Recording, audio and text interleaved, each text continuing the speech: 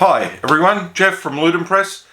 Today I'm going to take you through making up a player character in OSRIC. Just run through it, show you the aspects of the book, where things are, just so you get an idea on how easy it is to make up an OSRIC character and sort of the characteristics of what that interpretation of 1E Dungeons & Dragons looks like. So for the purposes of this, we're going to be using the 2nd edition rules. Doesn't matter if you've got the 1st edition OSRIC rules, 2nd, they're pretty close. This just has a whole lot of errata in it. Let's get started, hey? Go onto the computer. Obviously I've got everything pulled up. I'm just going to use a Chrome browser today and we'll just work through the Chrome browser. So if you don't have a set of the rules, first thing, go Drive-Through RPG, type in OSRIC Updated, and you'll see the Pocket SRD is in there and it's free. You just grab a copy there. There are other places around the web. I find that's the easiest place to get it. Also, for your DM and a player, you can use dice, roll dice. You might be using VTT, Roll20 or something that's got a dice roller in. If it doesn't have one built, just go to Google Dice Roller and you get this dice roller. If you've never seen this before, I'll just give you a quick peek. So you've got 4, 6-sided, 8-sided, 10, 12, 20, and you just press roll and it will roll the dice for you. You click on the dice type and that adds the dice type in. So if you're rolling abilities, you can do 4d6, roll, you can just get rid of the lowest and then it retains the total in there. And if you press the plus and the minus, you can add bonuses in. So that's a great little tool. There's a lot for your phone you can get. There's a lot of electronic types of apps, but that's one you may or may not know about. Okay, so I'll assume we've got the rules now. We've got our little dice roller. What else do we need? Well, while you're in Drive-Through RPG, you can get player character sheets. So you can use just paper versions if you're filling them out, print them out. There are free OSRIC ones in there. So these are the ones from Usherwood Publishing. Why I like these, they're good. If we scroll down and have a look, I've already pre-generated a character that I'm going to work our way through. But obviously these are form filled. So I can fill it out online and just print it out. Or if I take it into, I'm just obviously looking at it through a browser, but if I take it into a program, I can extract those pages and have a permanent electronic copy as well. The advantage of using form fill is I can paste directly out of the book and paste them into here for equipment names, especially when you're doing equipment lists or functions, you'll see. Okay, so why don't we go straight into the rules, have a look at how we get started on making a character.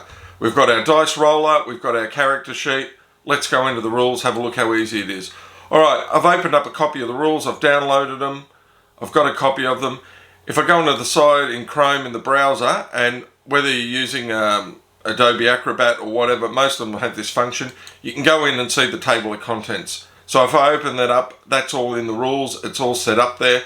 If you're not familiar, your players aren't familiar, they can read the stuff at the start, preamble, the purpose and all that. But really, players just go, Chapter 1, creating a character. And it's actually listed in the way you have to go through it. So roll your ability scores first. So let's go in and have a look. You've got strength, you've got dexterity, constitution, intelligence, wisdom and charisma. Slightly different order, but the same as 1st edition D&D. One thing that's slightly different here is if we go in and just quickly have a look at the strength chart, you'll see 14 and 15, you're not getting any bonuses. So OSRIC is quite high in abilities in comparison to original 1E D&D.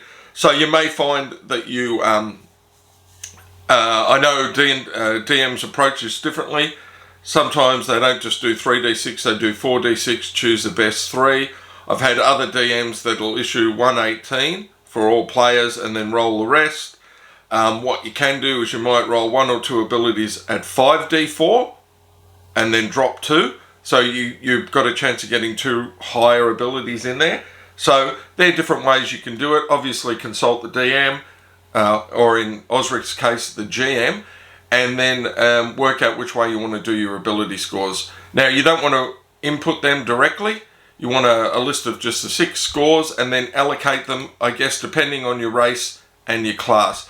So let's go in and we'll look at the races. I'll have a quick look. I'll go in, we'll look at the classes, and then it'll give you an idea about what OSRIC is and the class options and the options for race as well. So if we had a look at the list, we've got the standard sort of non-human races. So you've got humans, you've got dwarves, elves, gnomes, half-elves, halflings, which are hobbits, might be a more common term for those not familiar with D&D, half-orcs.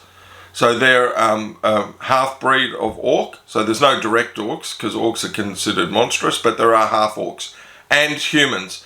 So I'll take you through just one race, as I'll take you through just one class, and that gives you an idea of the framework and what it looks like, rather than me talk about all of them. Okay, so let's go in and have a look at dwarves. I think a lot of people are familiar with dwarves. So obviously all the races and all the classes are laid out the same, so I'm going to run through one of each. Alright, so if we look at a dwarf here, there's a summary of the racial abilities listed in there. So in the case of the dwarf, he gets +1 con, -1 in charisma. He gets bonuses versus goblins, hobgoblins, half-orcs and orcs, traditional enemies of the race. They get bonuses for cons versus, they've got things called saving throws. So against magic and poison, the dwarves are more resistant. They get bonuses to their AC, -4 when fighting sort of giant, traditional enemies. They're used to how to dodge away from them. The thing about the OSRIC edition of D&D is non-human races get a lot of bonuses languages at the start. So in this case, dwarvish, gnomish, goblin, kobold, orcish, common, the alignment tongue, and regardless of the intelligence, they can only ever learn 2 additionals. So they get a lot of upfront languages, which is interesting. I guess that's what they spend. Dwarves are quite old, even when they start. I think they're not like 40 or 50 years old, so maybe they spend a long time learning languages. Improvision, so seeing in the dark.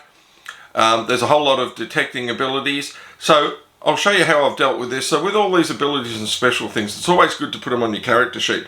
Because you've got a text version, you can just cut and paste. So if we go back to the character sheet, while this particular character sheet had no special area for skills for races, if you go down, you'll see a section on other. So I just copied all of the racial abilities and notes and important things down in this other section. So it's always good to have them on your character sheet, because you can't, what was my detection of a grade or slope? You forget your abilities sometimes, so I think it's good for players to list them onto the character, find an area and list them onto the character sheet as a reminder. So I'd always encourage players to put all their racial abilities down. There's restrictions on multi-class. There's restrictions on race on permitted classes. There's restrictions on rates in movement in OSRIC. Down within the description of the race, you'll also see their starting age. And obviously, being a derivative of 1E and BX and all that early stuff, there's level limitations. And it also shows you the racial limitations on abilities as well. So limitations both to abilities and levels are within the races. So that's how one race goes, and then obviously there's all the other races. So you get the format of how races are. Have a look through those. It's good to have a discussion about that, I think, before you start your character. Decide look at your abilities, decide what race you want to be, and then have a look at the class options. So in OSRIC, there's some things that may be familiar to people and not familiar. The assassin is a character class. The cleric, it's not, firstly, the assassin used to be like part of a thief class. It's not derivative of a thief. It's a class in its own. The cleric, the druid, the fighter, the illusionist, which is a class unto its own, has its own class of spells, dealing with phantasm and illusion. Quite a difficult thing sometimes for DMs to deal with respect to rules and the ability to detect something as an illusion or not. So it's a bit more nuanced to game master an illusionist, but still very good. And in these rules, OSRIC rules reflect the 1E rules. There's a preference particularly for races like gnomes who love illusion. So that's good to know. The magic users, your stand-up MU, no armor. Paladins in there, ranger and thief. So what's missing, and what's missing from the sort of the 1E lineup, is there's no monk. So anyone who thought they were going to do a David Carradine, forget it. There's no bard as well. So I guess you won't have to listen to your players trying to sing or anything like that. That can be a bit limiting. I know there are OSRIC expansions out there. Usherwood does one, which I think gives you a lot of other character options as well that covers those. But in the basic setup, you don't get them. So let's go have a look through. I'll just quickly, I think it's important to run through the classes maybe separately, just quickly, and tell you a bit about those. So if you first look at the assassin, obviously when in character classes, you'll see minimum scores. You'll see the hit dice, alignment, any bonuses in there, arms and shields permitted, weapons permitted, weapon proficiencies. So weapon proficiencies is the weapons you can use without penalty. So you'll see the penalties mentioned in there as well. So if I'm an assassin, if I use any weapon I'm not used to using, it's at -3. At first level, I know 3 types of weapons, and I add 1 for every 4 levels. And in there, it then goes into your class special abilities. One thing about the assassins is assassinate. So as they go up in level, they get better, and just random percentage chance to knock people off. There has to be circumstances around it. They get to backstab like a thief. They can disguise. They get thieving abilities at a lower level. They know a bit more about poison, but it's still dangerous to use. Advanced things like languages and reading scrolls and stuff like that. In the layout and the way that OSRIC lays it out, you'll see the chart with all your experience required. You'll see your hit dice in there, in which case the assassin's D6. You see your saving throws table in here. So each character class has a unique saving throw and a to hit table as well. And you'll see the armor classes there. It's the standard early version range. AC 10 being unarmored, heavily most defended, most agile enemy is neg 10. So that's the range, pos 10 to neg 10, and then it shows you the number required to hit. Now, all of these can be filled in, like on this character sheet, you'll see it actually just in here. It's got 2 hit armor class. It actually has the table reflected in here. So in this case, I've put all the numbers in. So when I'm actually playing and I'm fighting, I can just go in and say, right, I can roll my numbers, add my bonuses, and say I came to a 16 all in total. I could tell the DM, well, I can hit up to an AC of 4, did I hit that monster? So it gives you the actual total and the AC that you can hit, and it's just handy to have it, rather than refer to the chart, to have it actually on your character sheet. And some of the character sheets will have it on there, otherwise you can just scribe it on the back of a character sheet yourself. Also, putting in your saving throws is also very handy. And what I've done as well, you'll note that because my race gives me a bonus, there's a notes section. So I've written it in there. And in brackets, I've also put it in there because, like I said before, you forget your special abilities of race and your special abilities. So the more you denote them in your actual chart, the better off you are. Also, you'll see in here, while I'm on it, you'll see I've put all the abilities in. And then I've gone and referenced all the abilities. So if we go back to look at the ability scores, and we go in and you click on, say, Constitution, and you scroll in and just have a look in here, you'll see there's the bonuses. So 16, you get +2, Resurrection, Save, System Shock. So go and put all of that stuff in to your chart as well. But you really need to think, obviously, about your class first.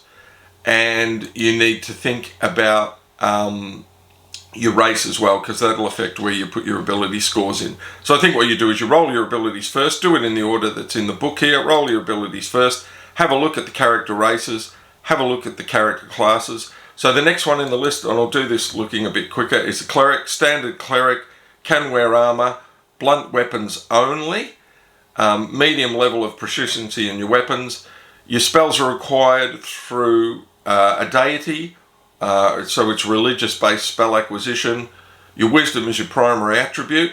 you've got a good wisdom, you get bonus spells, and you can turn undead. D8 is your hit dice. So that's it there. All your charts are in there, same as the layout for the asset. All the character classes are laid out in the same fashion. If we go on to your Druid, your Druids, your more mystic-y type, acquire spells still through religious and meditation, and can be a lot more based on mistletoe and holly, the traditional historical Druid type things. Non-metal stuff, leather armor only, clubs, darts, scimitars, limited weapons, big penalties on weapons. The good thing is they're D8. Their alignment restrictions, neutral only. XP is wisdom and charisma. Skills, I think, you've got knowledge, Druid knowledge at 3rd level. So if you get an ability, it puts in brackets at what level it kicks in. The biggest one, obviously, for Druids is shapeshift at 7th level. You can change shape into a natural form, no smaller than a mouse, and no larger than double a Druid's weight. So if you're going to be a Druid, you want to be really, really fat, basically, because that means you can change into more creature types. It's a bit of GM's discretion on what creatures are allowed. You sort of, if you're thinking of Druid, you sort of want to have a conversation with your GM about what's in that list and what isn't in that list. And you can argue about it all the way up till 7th level, because you're not getting it until then. Okay, after the Druid, we have the Fighter. The Fighter gets standard bonuses. As he goes up in level, he gets extra attacks. He has this thing that might be different from 5e, but it's a traditional 1e skill, fighting the unskilled. So if he's fighting anything, is attacking creatures with less than 1 full hit dice, so that's, in this, it's considered 1 to 8 hit points. He gets 1 attack for each level of experience. So a 4th level fighter, the example here is a 4th level fighter attacking goblins, he gets 4 attacks. Right? They're just seen as unskilled. He's trained to fight professional fighters. And if you're not a professional fighter and you're just a horde, they're going to cut you down. It's an interesting rule. The other thing is there's an optional rule on specialization for fighters, weapon specialization. You've got specialization, you've got double specialization. Specialization gives you +1, +2, and then a shift. So 3 every 2 at 1st level. I think 7th it goes to 2 every 1, 2 attacks. So that's interesting for a fighter to look at. We got the Illusionist here, and we'll move into that now. D4, so same as a Magicuser. Daggers, very, very limited combat-wise. No armor or shield permitted. They're spellcasters. It's from the Arcane School of Spellcasting. So it's memorizing the spells. It's not acquired through a deity. And they've got spell books. Obviously the amount of spells you get goes up in level. Your ability to learn spells is, and we go into MUs as well, because Illusionists and MUs are fairly similar. Your ability, intelligence, changes the chance to understand spells and the maximum amount of spells that you'll know each level. So the maximum amount of spells that you can put in a spell book. So that's interesting to know. We get on to the Paladin now. Paladin is your traditional goody two-shoes armored knight, fighter of evil. Paladin is one of the most restricted classes. Ability-wise, they're restricted, like minimum 17 charisma. That's crazy. Very, very few people might meet the criteria. D10, lawful good only is another thing. And this, obviously, Paladins, traditional evil fighters, fight against evil. They're lawful good only. But obviously, there's a lot of GM discretion in playing, and quite a difficult class to play from a character point of view, with respect. There's people who abuse it all the time. Lots of powers in here. saving throws, cure disease, protection from evil, detecting evil, lay on hands. Now remember, all these abilities, because they're in text, you can just grab them, paste them in to your character class. The other guy is the Ranger. Ranger is another fighter type. D8. Initial hit dice is 2, so it's mapped to the 1E almost perfectly. Quite hard from a stats point of view. You've got to have 13 strength, 14 con, 13 int, 14 wisdom. So it's quite hard from a stat point of view to get into. A more lower level but a broader range of stats. You get bonus versus humanoids. They're very alert. They get tracking. Advanced abilities are bonus attacks. They get a small range of spells and a band of followers as they get higher up. Pretty good character class. Thief. The Thief, your classic thief.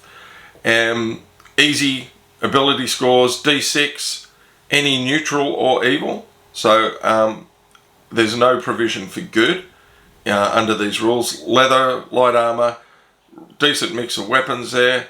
And obviously the Thief gets a lot of skills. Backstab, climb, find traps, hide in shadows, move silently, open locks, disarm traps, picks pockets, read languages. Thieves can't, they've got their own language. At higher levels, their really advanced ability is to read scrolls. In this, all the Thief class abilities, the backstab, the climb and everything, they come as work on percentage.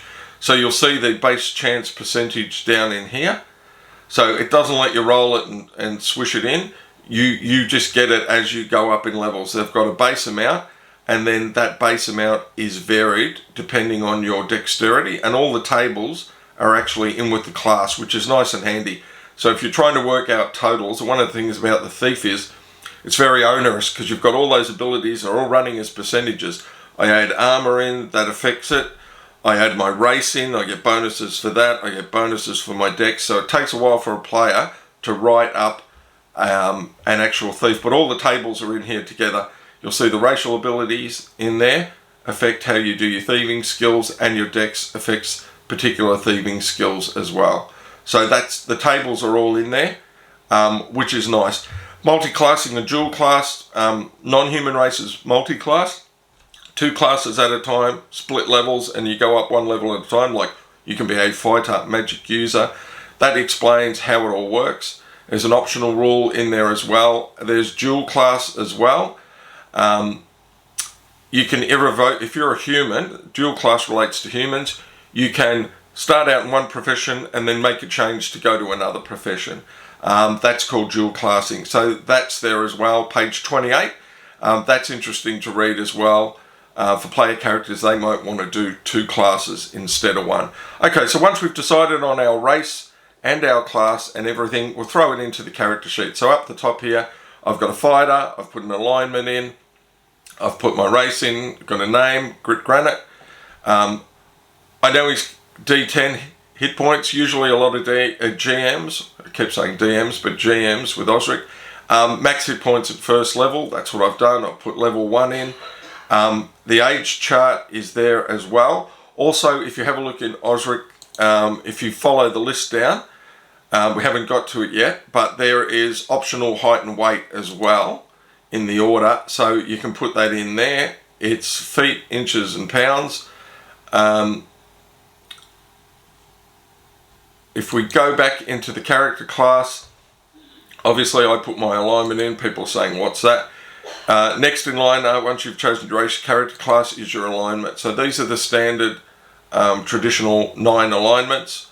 You go from lawful good to lawful evil. It's got a description on what each of those are. You'll see it all in on the page here. I won't go through them all. Choose one. What you want to do as well is look at money. Money runs slightly different from BX1E. If you go to page 31, you go into the money section, read down, there's a little thing there about how many platinum equals gold, how many latinum pieces equal gold, silver, copper, all of that. You need to know that because they're slightly different depending on the rules of D&D that you're familiar with. Also, just under that section on page 31 is the amount of money you start with.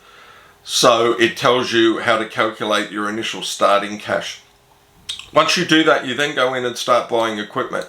Now, you'll note with all your equipment, there's weight as well. Now, some GMs play in what's called encumbrance weight, so the more you carry, the more you get slowed down and all that. Some people are very loose with it and some people are very tight. Sort that out with your GM first before you start doing your equipment, because you want to write down your cost and your weight if they're particular about encumbrance, right, which is your ability to carry stuff. In OSRIC, it's assumed to be 150 pound. It's slightly modified by your armor type. Your armor type with things, it's not just encumbrance, isn't just the weight, it's the bulkiness, and they've combined it into an encumbrance factor.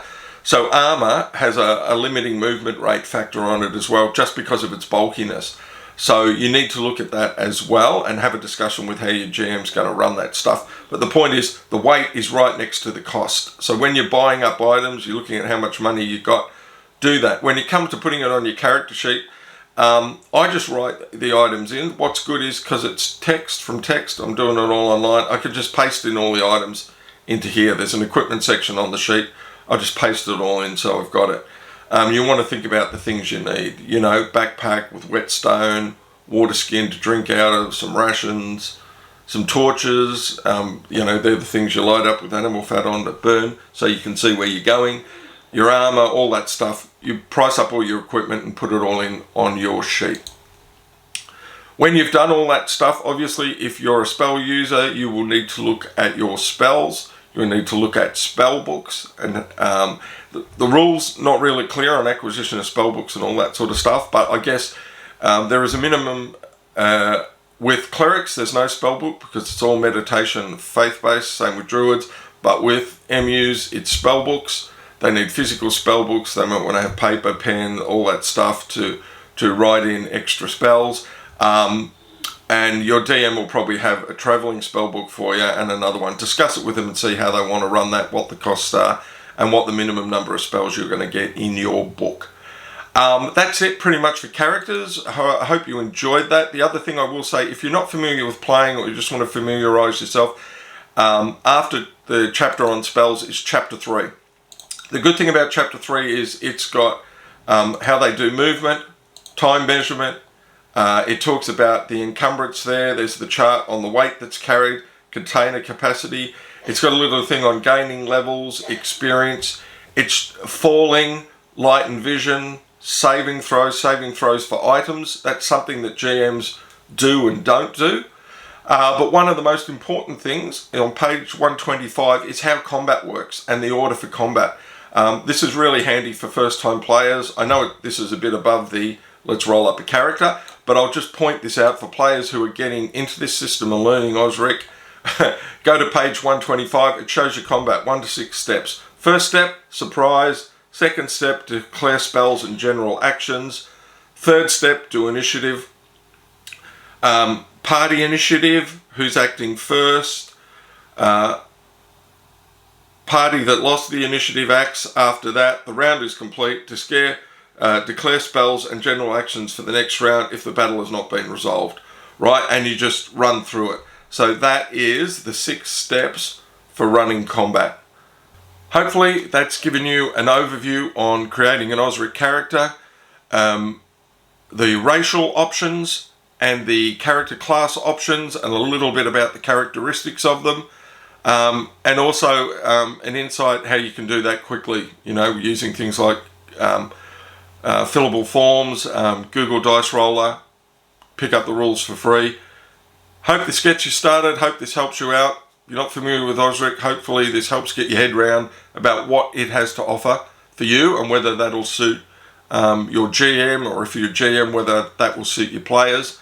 And I hope it sparks your interest. Lovely system. Think it's great. And it's particularly for those of us who are shifting from 5e now or looking around. It's a chance to have a look at something that's not going to cost you anything. It's free. Just go and pick it up. Get yourself a copy of the rules. Just take the digital rules and play. Alright, as always, when you're playing, stay safe. Remember, it's about having fun. See ya.